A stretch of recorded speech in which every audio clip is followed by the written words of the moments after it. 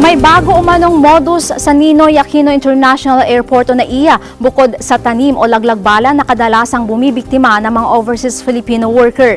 Binalaan ni Immigration Commissioner Siegfried Mison ang mga pasahero na huwag basta makikipag-usap o magpapaninlang sa mga pekeng BI agent na pangingikil ang kanilang pakay. Ito'y bunsod na rin ng post sa social media hinggil sa isang airport employee na nagpakilalang BI officer at humingi ng pera mula sa isang OFW kapalit ng escort services.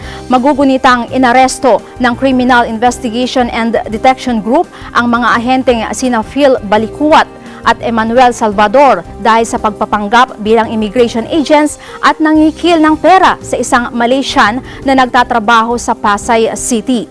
Iginiit ni Mison na hindi nila kinukonsinte ang naturang iligal na aktibidad sa kanilang hanay kaya umaapela sila sa publiko, lalo ang mga airline passengers na isumbong agad ang sino mang gumagamit sa pangalan ng ahensya upang makapaghingi ng pera.